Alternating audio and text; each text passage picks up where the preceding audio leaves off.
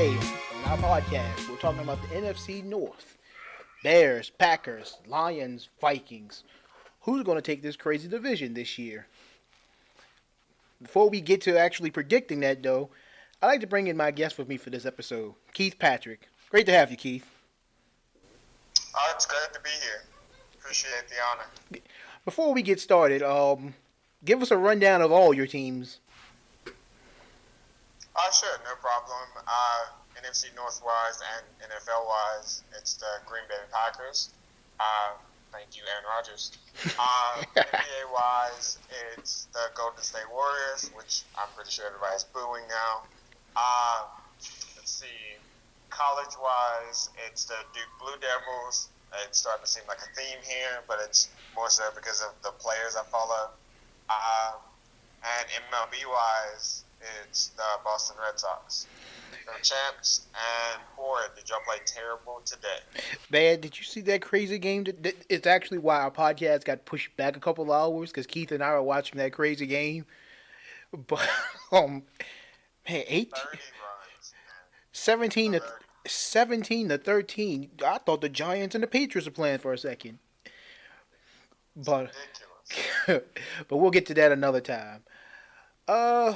Let's start off with the Detroit Lions this year, Keith. Last year they finished at 6-10. You know, when you think Detroit, normally you think Matt Stafford offense and whatnot, but last year it seems like the defense carried them, and Stafford just wasn't. He was still decent to good, but he just wasn't Stafford last year. I'll let you go first about what you think you expect from the Detroit offense this year. No problem. I mean, I'm one of the. It's weird. Like I've always been a fan of Stafford, and just like all the struggles he's been through, but also how he's basically carried that Lions offense for the longest time. And I mean, they finally found their running back of the future with Kerryon Johnson. They drafted well this year and getting T.J. Hawkinson, the stud tight end from Iowa. I think that he's gonna help out Stafford in that offense a ton. Galladay has another year behind and under his belt, so he should become a true number one. So that offense should be explosive this year as long as they can stay healthy and they can actually block for Stafford this year. And see, the thing I see about it is this Detroit offense. It's like you said, Johnson. He's going to be basically the bell cow this year, in my opinion, about where Detroit's going to go offensively. But did you hear about how Stafford last year he basically played with what was it, a fracture in his back or something like that? Yeah, he's always been this weirdly tough dude. I remember there's a highlight. I want to say he was playing Cleveland, but I might be wrong. And he literally separated his shoulder during a sack or during him throwing the ball away, and he got back up and led them to the win. And it was impressive because he pretty much had to have his arm in a sling after that. Right. He's a randomly tough Georgia kid. It's ridiculous. I've always been a Stafford fan ever since I've learned about him when he was at Georgia's, and so I've been cheering for him to actually to do good while basically the Lions be the Lions, but Yep. Same. Let me give you a wild Stafford fact while we're on it from our stats guy Derek Peterson. Thank you, Derek. All right, Matt Stafford. Keith, take a guess how many quarterbacks have more yards in their age 30 season than Stafford. With how much he slings it has to be a small number, so I'm going to guess either 2 or 3. Wrong, buddy. Nobody. Nobody has more yards through their age 30 season than Stafford. The only ones that had more touchdowns than him, Marino and Peyton. But Stafford has less interceptions than either of them also. So, I mean, that one's actually super surprising. I know, right? I'm telling you, Derek finds these interesting stats and that you wouldn't expect to even find anywhere. But I gotta pay him more.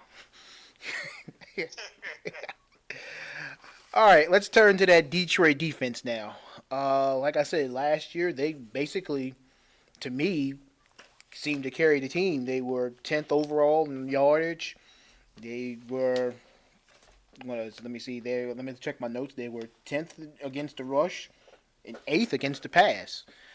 Uh, what are your thoughts on the Detroit defense? Slade Jr. is the absolute epitome of a lockdown corner. So he shuts down his side. The rest of the defense has obviously been good to great, and obviously it was only for the most part last year because most of the other seasons they're literally giving up 30, but they stepped it up, and if they can continue with it, I think Detroit can actually do something this year. If they can stay healthy and actually be consistent on both sides of the ball, the offense can catch up to the defense and the defense stay where they were last year. It's going to be a real good dark horse team to watch out for. Yeah, because like you said, Slade, he's very good. You can't sleep on Diggs, and then you got to look at this too. They brought in Trey Flowers from New England this year, and that's a huge pickup for them.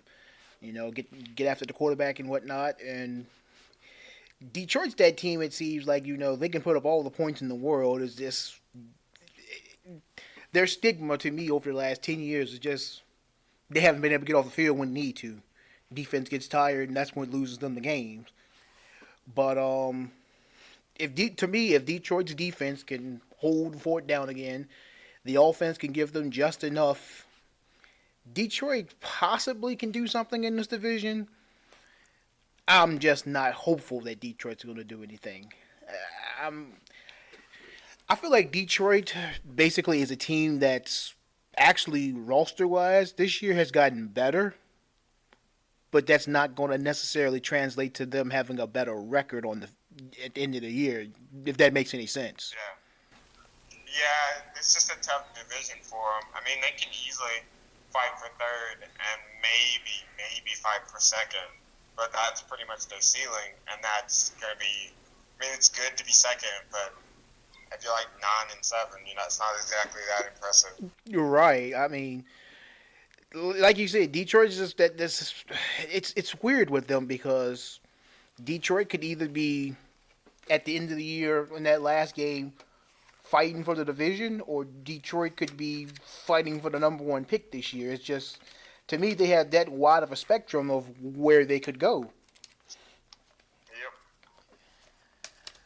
Yep. All right. If I had to ask you right now, just to give me a prediction of their record at the end of the year, what would you give it to me on the Lions? I think they're gonna go either 8-8 or 7-9. I think that Stafford will have a huge year, and Johnson will probably get 1,000 yards.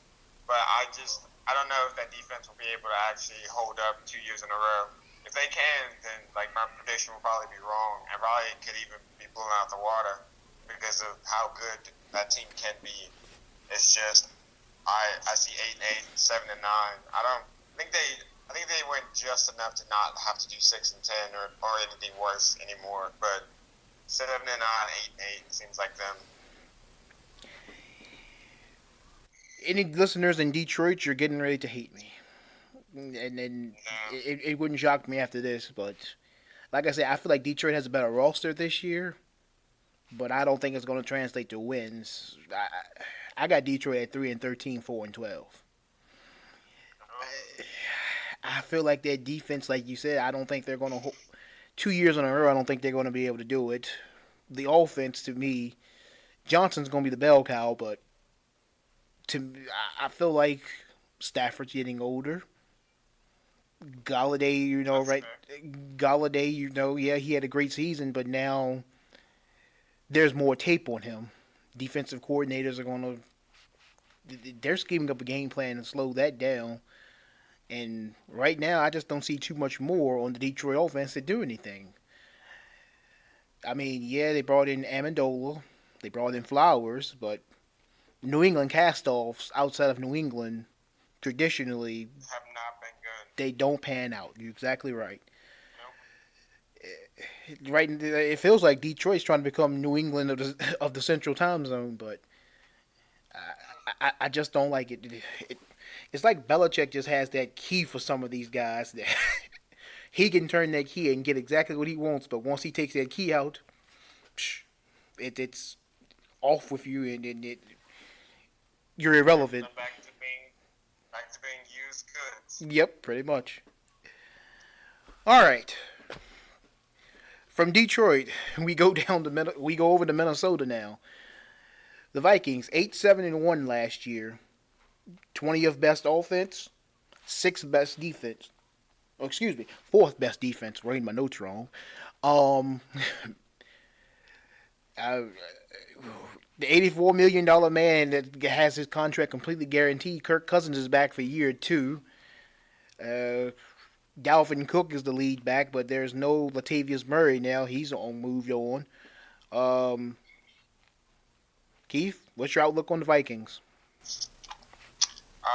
I'm probably a lot lower on them than most, and actually it might not even be a lot lower, but I don't know how they get better. I mean, Kirk is I mean, he's Captain Kirk and all, but right now he's the captain of a sinking ship. And that's a good one. Maybe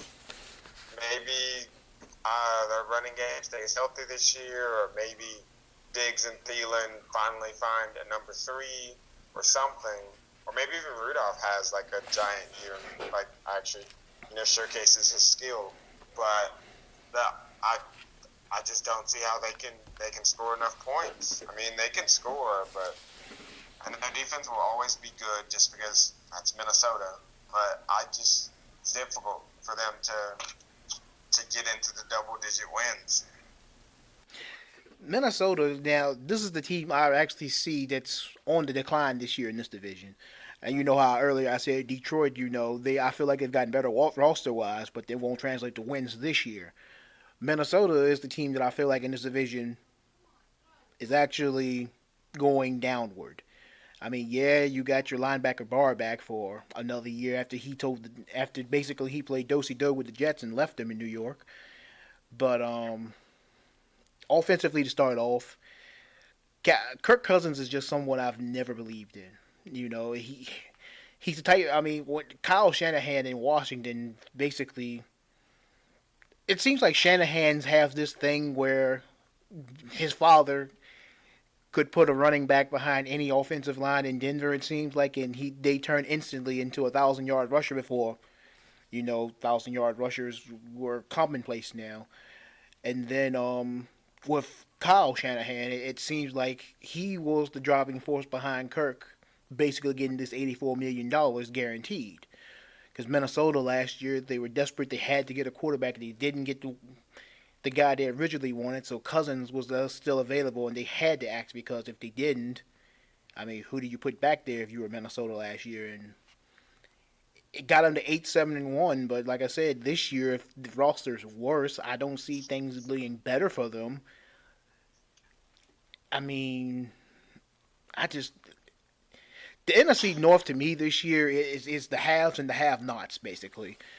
If you're in the top half of the division, you're one of the haves, and if you're in the bottom half, you're the have-nots. And Detroit and Minnesota, to me, are the have-nots this year.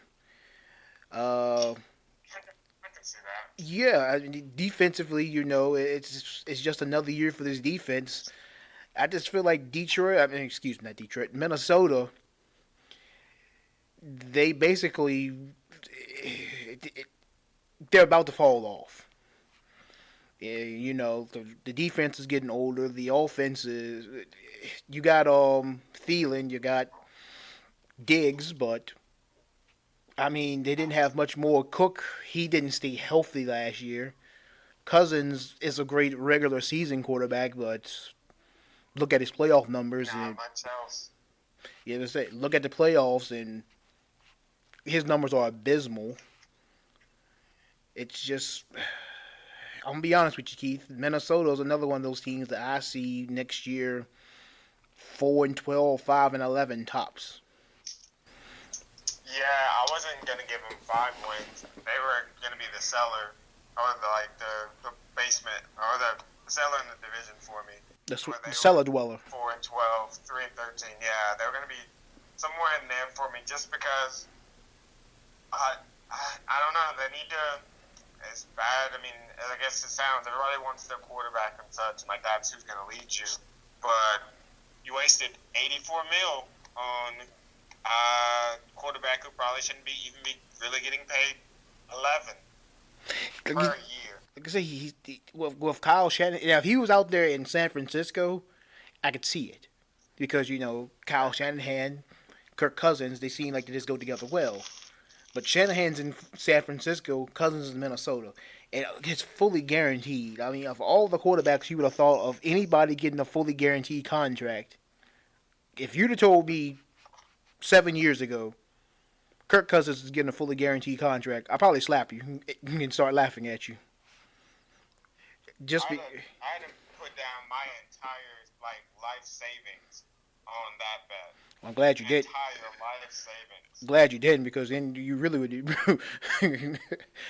You really be in the spot right now. But it'd be bad. But no, I mean, it's just so many quarterbacks that you can name that either deserve it or at least I could see getting that before I would give it to Kirk. And as blasphemous as this is about to sound, because I can't believe I'm about to say this out of my mouth, I probably would give Dak that money before I would give it to Kirk. Exactly. Anybody who doesn't know me, trust me, that is literally the craziest thing I've ever said in my lifetime. That's basically you damning Cousins. I know, because you're not very sold on Dak, but that's you damning Cousins, and that statement actually is not that far off from the truth. I mean, it's just look at when he was drafted by Washington. I mean, hell, they drafted RG3, who basically had even less of a career than he had, but his was more so because of injuries and the reluctance to slide and whatnot. Is basically what killed his career with his knee. But I'm still one of those probably few people RG3 overlooked. As wild as that sounds, obviously right now it looks like one of the stupidest things to ever be said. But his rookie year and just how they were coming in, it was, to me, RG3 overlooked would have been great. And then Washington decided, you know what, we don't need him. Let's just kill him. Yeah, and look how that's turned out for them. I mean, yeah, they got a few good years out of Cousins, but other than that, it's just I don't see the justification of paying Kirk Cousins in a fully guaranteed $84 million. There's none. I literally would have taken Joe Flacco. I'd take if you're gonna waste that money, at least waste it with some upside or something. Not you literally know what you're gonna get from Kirk. You're gonna get some really good games against some really bad teams, and then whenever you really need him, he is as in the spotlight as I am. And that's literally as in the spotlight as I am. And that's exactly how they pulled those 8 wins out last year. They did exactly what they're supposed to do. They beat up on the bad teams, but then against the good teams, they would lose. And it's just, I feel like this year teams are going to catch on to that drift. Because I mean, who would have thought that Minnesota last year, the year before, they made it to the divisional round, and they bring in what they believed was a better quarterback than Case Keenum with a worse record. You give me $84 million, I'll put up better numbers than Cousins. Or I'll at least put up just as good. For $84 million, give me New Arm Payton for that. Pull him out of it. I will not be throwing it, but 4 yards at a time. But we'll get some touchdowns, and we'll win 8 games. I'll win you 8 games. Pitter and Pat is what we'll call the offense. If you've ever heard Shane Davis and the Tailgate Party podcast, He loves to call Dak Prescott Dink and Dak. Well, we're gonna call Pitter and Pat for Keith's offense. We will run the flex bone if I have to. We'll get those 8 wins. Care- We'll get them. Careful mentioning the flex Give me bone. 84 mil, I'll get you 8 wins. Careful mentioning the flex bone where you're at now, buddy. I know. I know. Oh man. Oh, all right, Keith. You want a crazy stat about the Minnesota Vikings? Adam Thielen is the 14th undrafted player to have more than 1,200 receiving yards in a season. He has had back-to-back 1,200 receiving yard seasons. He is only one of 4 undrafted players with multiple 1,200 yard seasons. The only players with more? Rod Smith and Wes Welker. Wow. Yeah, I know. I really Put have some respect on that man's name. exactly. Get him away from Kirk Cousins too. Yeah. Give him a real quarterback and put some respect on that man's name. Pay the man. Let me ask you this while we're still in Minnesota. If Johnny Manziel was still in the league, between him and Cousins, which way would you go? Oh boy, isn't that one tough? Well, this one's probably gonna, excite my roommate because of course. But probably, I give the slight edge to Manziel. I know exactly. I know how crazy that is. I know exactly how much hoopla this is about to start. But at least with Manziel, there's upside. There's something there. Like he makes boneheaded plays. He does boneheaded stuff off the field too. But there's just excitement. There's something there that if I can put him in an offense with Dalvin Cook and those weapons on the outside, he'd make plays. He'd give me 8 wins. He may even give me more. I think especially when you give him a security blanket like Kyle Rudolph. Yeah, like he loves the big targets. He loves Mike Evans. He'd love Rudolph. He'd love throwing to Thielen. Like he wouldn't have as much fun obviously throwing to the smaller. Wow, cannot think of his name and can literally picture him on the other side. Talking about Diggs. But he'd still love throwing the Diggs too. Like I cannot believe that I have to defend Manziel. Boy, I couldn't have wrote this one. But I would choose him over Cousins. As of today, yes. In that offense. But $84 million guaranteed. I'm just going to leave it at that. All right, Keith. I got to be a quarterback, like getting 84 mil guaranteed to do nothing.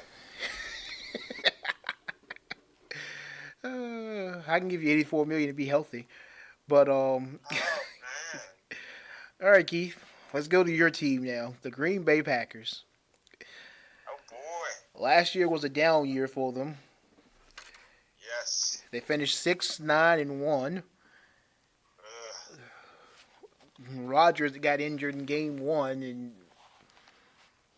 it seemed like that one game basically almost cost him a season, though, with the way he wasn't healthy during the season. But and the not having a backup quarterback in the slightest, right, that also hurts too. Yeah.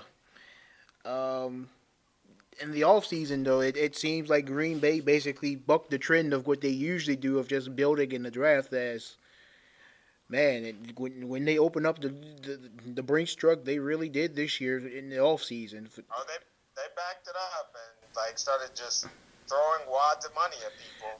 They didn't throw $20 at me, but they kept throwing it to everybody else. Well, you don't catch touchdowns. That's the only reason why. Trust me, I'll find a way. You throw me some of the money they were giving out. But they give them to really good players and really good fits. But boy, were they just spending this summer, just spending. But what are your thoughts on this? Man, why does Detroit keep coming in my mind? I know. Detroit. You had to throw shade at them. And now they're gonna sneak up win. They always remember them. They're gonna sneak up and win the damn division this year. Watch, just because they keep coming up. But because you had to give them 3 wins. The curse of Detroit. Uh, but Oh man. but on the Packers. Sorry, Green Bay fans. Sorry, Keith.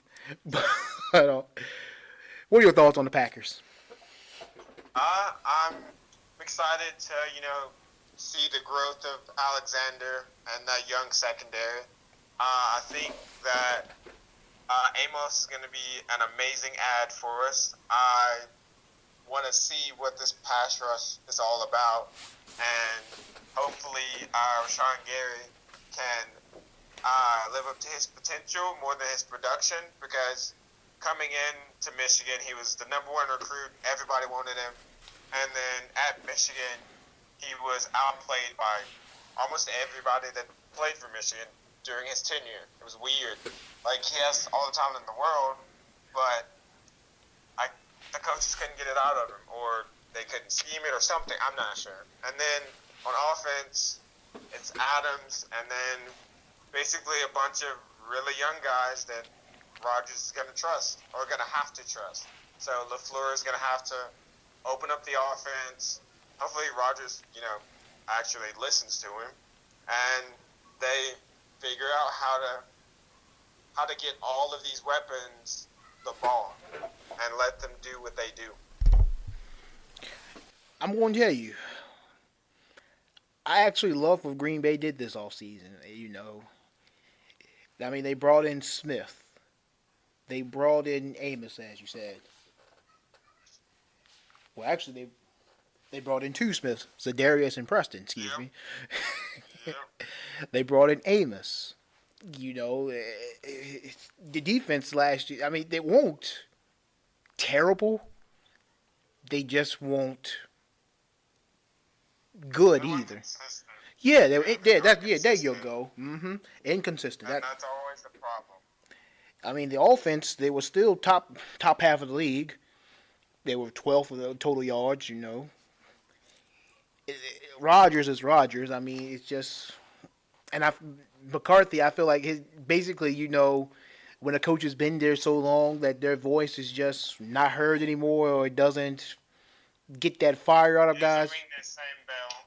Yeah. You don't get the fire out of those guys anymore, so they had to make a change. It's not that McCarthy was a bad coach, it's just with the makeup of the team last year, he wasn't effective anymore. And you got to make that change somewhere. And Green Bay basically made that change by getting rid of him, bringing in LaFleur. And so far, from what I've heard this offseason, I love the choice that they made there. I mean, he's committed to taking the pressure off Rodgers by establishing a ground game. Let Rodgers be Rodgers, but not for 4 full quarters. Because, if you get that big lead, instead of throwing it, now he's more willing to be committed to the ground game, kill some clock, take pressure off the offense, take pressure off the defense. Bam.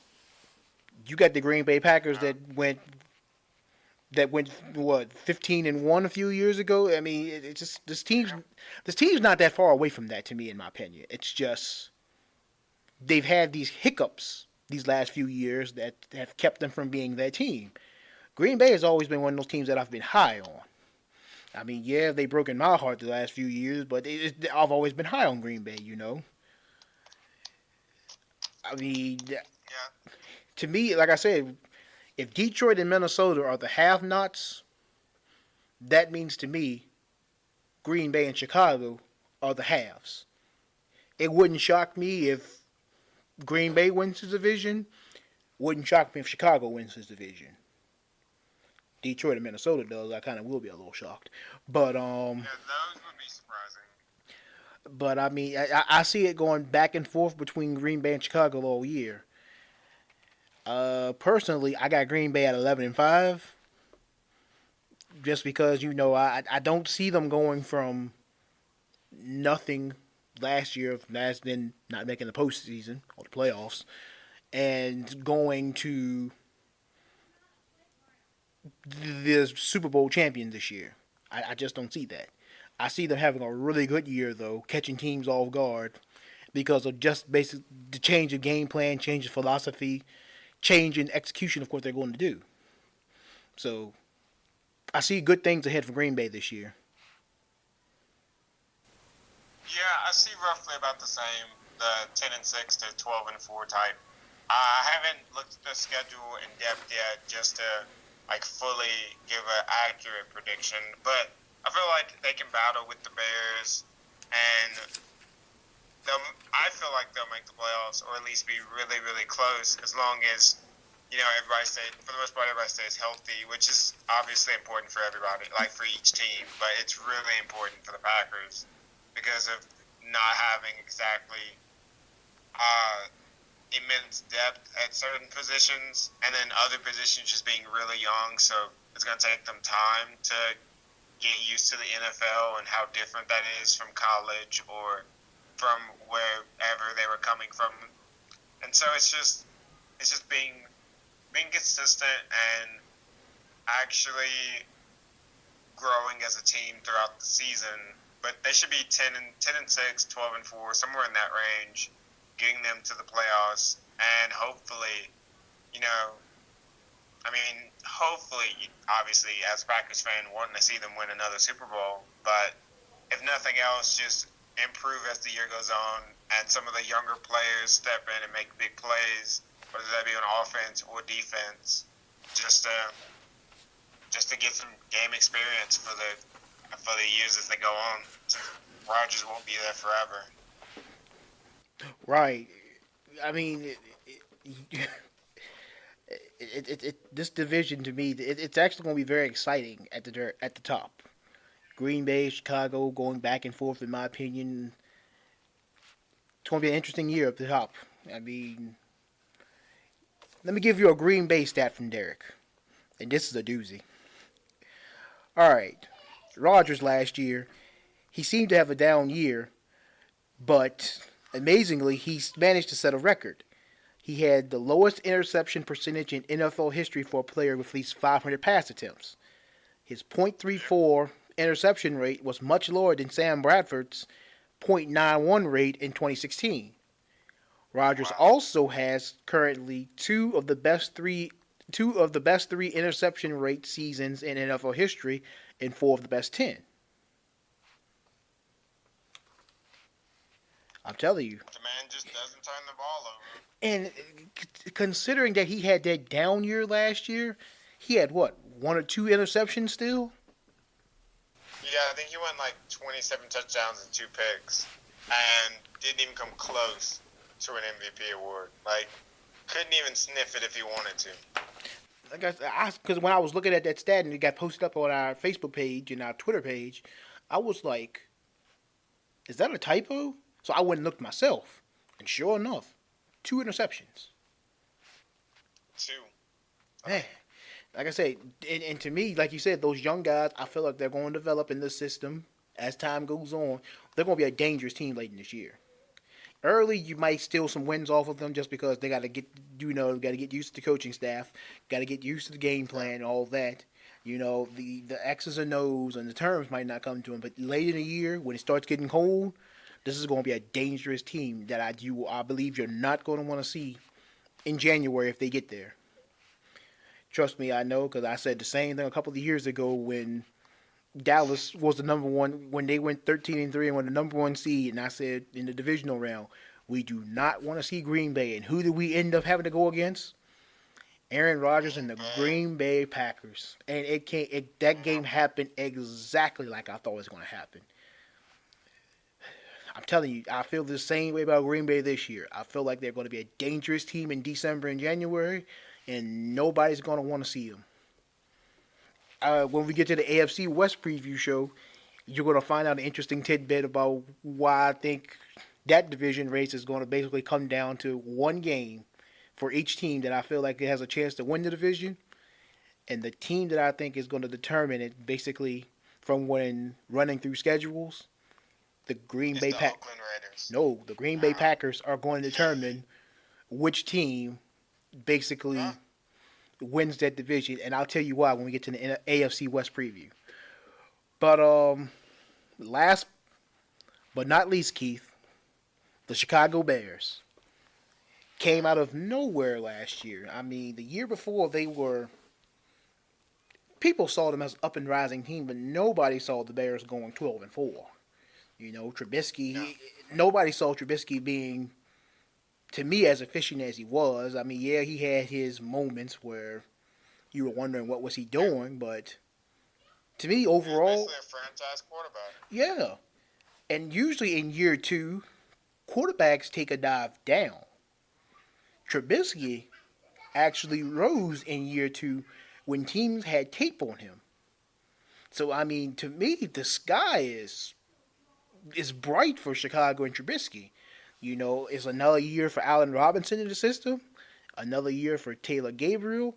Who's that other wide receiver that they got there? Anthony Miller, another bright year for him. Yeah. Trey Burton, Tariq Cohen now is more than likely going to be the lead back with Jordan Howard gone. I'm telling you, I expect great things from the Chicago offense and that defense, man. Is utterly ridiculous.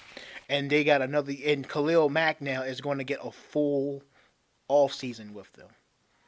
If he was that It's good just with them last year, when he came in when he did, just imagine now OTAs, minicamp, training camp. He goes through all of that with this team now. He doesn't have any distractions in this off season about am I getting paid next year? He's paid. The only thing I can see now that throws him off is if he gets. But as you saw last year when he got that money, that yep. man ate. Keith, give me your thoughts on the Bears. They're as deep a team in the league as there is. I mean, they have playmakers at every position. Like Mac is right there with Vaughn in the best pass rusher in the league race, like right there. And I mean, Aaron Donald's right there too, but obviously he plays for the most part a different position. Mm-hmm. But it's just amazing. And like obviously they lost Amos, but the ex Green Bay Packers / Redskin safety should help them. Haha, Clinton Dix. He should help them out a little bit. It's going to be interesting to see. They gave Bryce Callahan, money. He was clutch for them, and he should be really good going forward. Kendall Fuller is still who he is. I'm sorry, Kyle Fuller, not Kendall. I know you can get those brothers confused. I did when they were at Virginia Tech. Yeah. Kyle Fuller. But yeah, no, like they are as deep a team as there is, and Trubisky has another off season under his belt, another season behind him. If he honestly, he could literally just be a game manager, and they're gonna win double-digit games. And if he gets up there in the upper echelon of quarterbacks in the top 10. I don't really want to obviously put in top 5 yet, but if he gets in the top 10, maybe top 12 or so, like watch out. Like this team, as much as I hate to say it, as a Packers fan, like they could in a way run away with this division with how deep and how talented they are from top to bottom.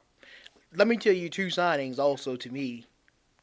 Well, let me tell you two things that I think Chicago had to do basically this offseason, and they've already done one in my opinion if he pans out. That is a kick returner, Cordell Patterson. That way now Tariq Cohen doesn't have to do all the kick return duties.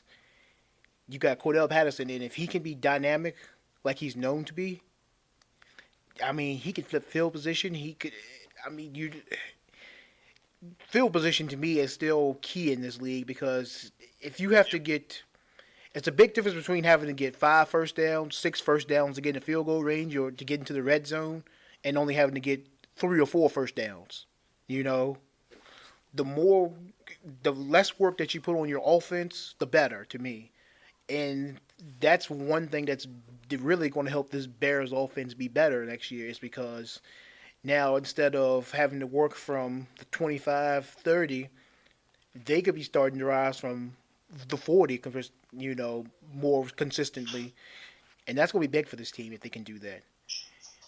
The other thing the Bears must do, and to this point, we still don't know if they have yet. They could have the guy now. They might still be looking for the guy, or they could be trying to get a reunion, with a former kicker. But they've got to solve that position. that position to me really, and as you saw with the double doink in the wild card playoff game against the Eagles, the Bears were at least NFC Championship bound to me because I felt like if they got by the Eagles, they were the 3 seed. They would have played. Who was the 2 seed last year? It was L.A. I felt like they would have beat L.A. in L.A. just because I was that high on the Bears. I feel like the Bears could have went to New Orleans and beat the Saints. If the Rams could do it, the Bears could do it. I felt like. Yeah, I think so too. Just because they had a playoff defense, and to me, they had the ground attack to do it. And I feel like the Bears could have been Super Bowl champions last year because if the Rams were able to hold the Patriots to 13 points, any team holds the Patriots to 13 points, you're supposed to win that game. So I mean, so the double doink to me really, I mean, it cost the Bears everything. So they got to get that position straightened out this year because I'm higher on the Bears. I'm very high on the Bears this year. I'm high enough on the Bears to tell you right now, I think the Bears are going to win the Super Bowl this year. I really do. Just because, I mean, the Bears, they have the defense. To me, they got the quarterback. That's still on his rookie deal. And if you ever hear Derek Peterson, he'll tell you one of the biggest keys for a team being successful is to do it while a quarterback is on his rookie deal. Because that means you can take the money that you would normally go to a quarterback and put it everywhere else to surround him with what he needs to win. Quarterbacks on rookie deals are a big thing in this league. I believe the Bears have it all set up to do it. But they got to solve that kicker position. Because, I mean, absolutely, losing points here, losing gimme field goals there, that could turn a 13-3, 12-4 season into 10-6, 9-7. And now instead of getting that bye week, you're playing on wild card weekend, and that's an extra game that you got to put to yourself. I mean, like I said last year, the Bears were also last year. I was telling people, to me, the Bears were set up. They needed to because they were a young team and they were getting back to the playoffs. They needed wild card week last year because, to me, a young team, you don't want to give them breaks because you saw what happened with the Giants actually that was a wild card game. Excuse me, the Cowboys years ago against the Giants. Young team rolling.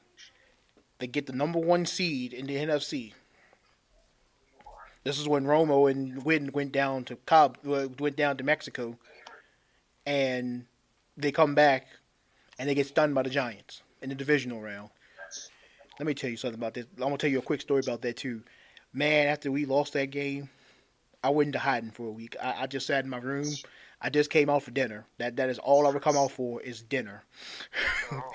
That's how much that game hurt my heart. But back to the Bears now. Like I said, last year they needed wild card weekend. But this year, I feel like they have a team that's good enough that they don't need wild card weekend to be on a roll.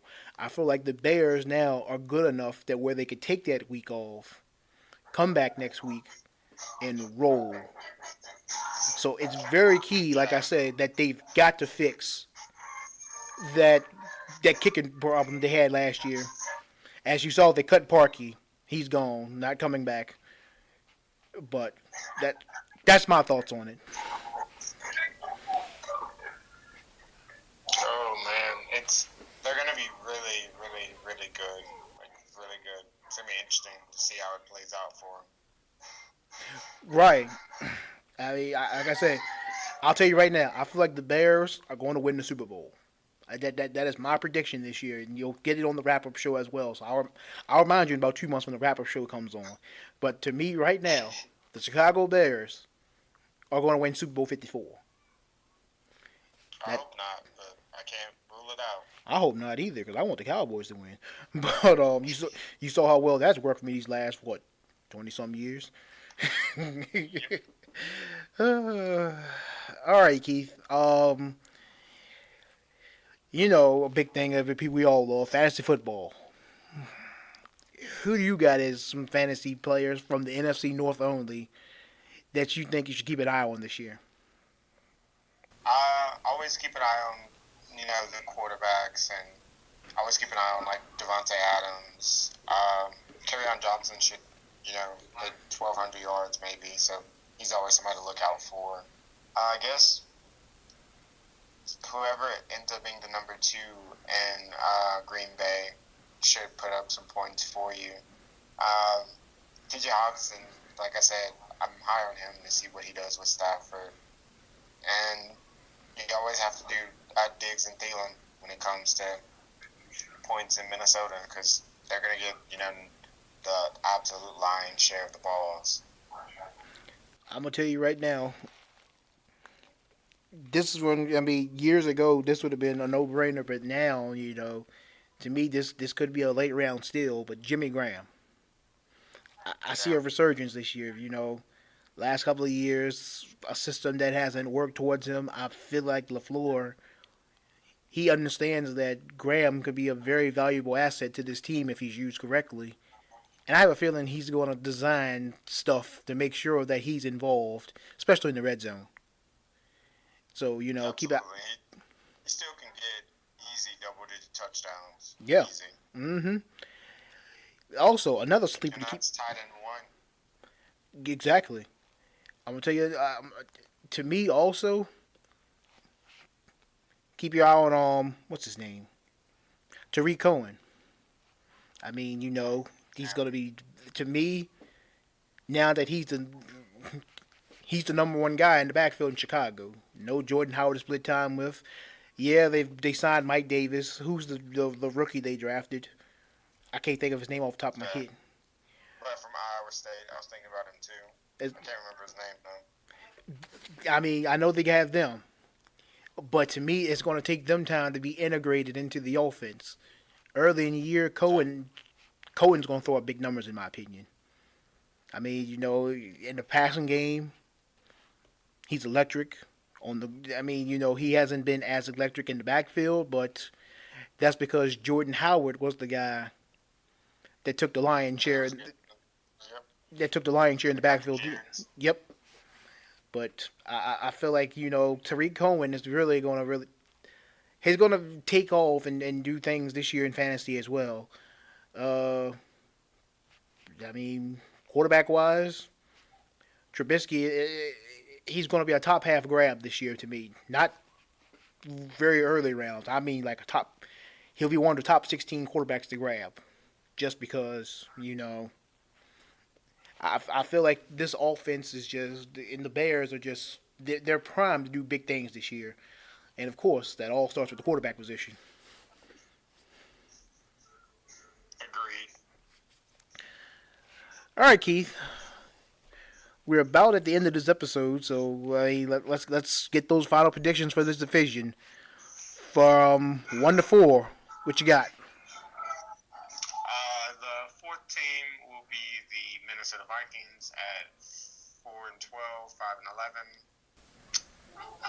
The number 3 team will be the Detroit Lions, and they will be at 8-8, maybe 7-9. The Green Bay Packers will be number 2, and they'll be 11-5. And then the Chicago Bears will be number 1, and they're going to be 12-4, maybe 13-3. Well, you and we agree about the top half of the division. I've definitely got Chicago winning this division. I got them at 13-3, maybe even 14-2. This team is just, hey, I'm telling you,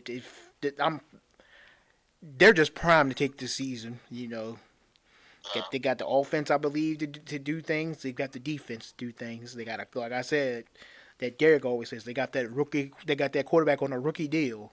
So they've put money to give him pieces around him and on the other side of the ball to make life easier for that quarterback.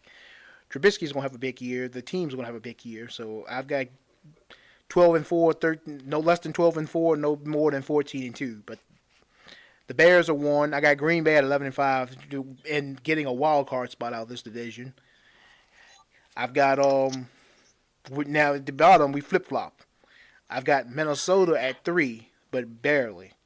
I got them around 4-12, 5-11, and I've got Detroit bringing up the rear at 3-13.